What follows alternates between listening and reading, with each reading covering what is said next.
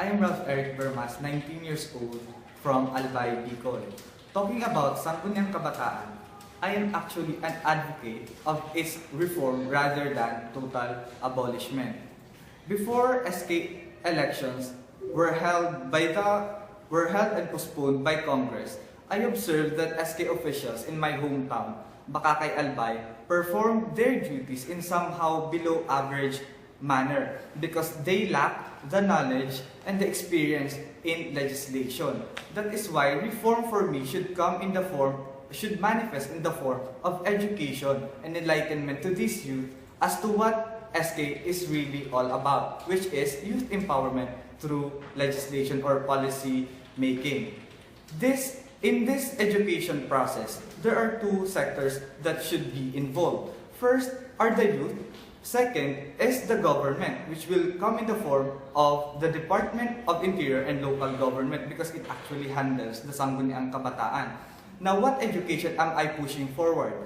I am into a comprehensive voters and political education to be rendered by the DILG to the youth in order to maximize their participation in the government and the policy-making process.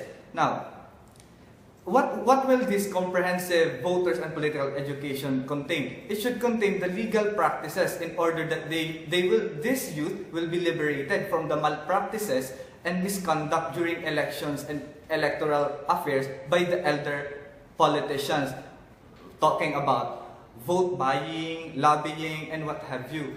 Another inclusion to the political education, voters education, should be things about legislation, because legislation is a very crucial endeavor. It is not a walk in the park. It is actually very serious.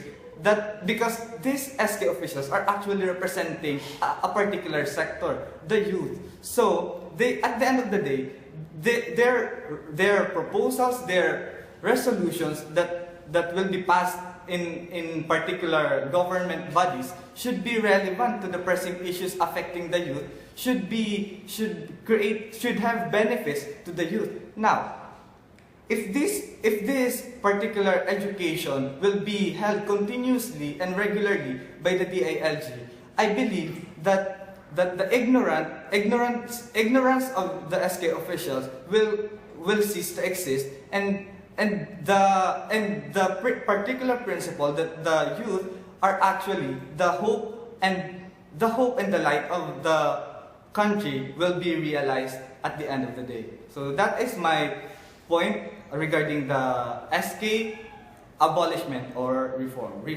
eventually.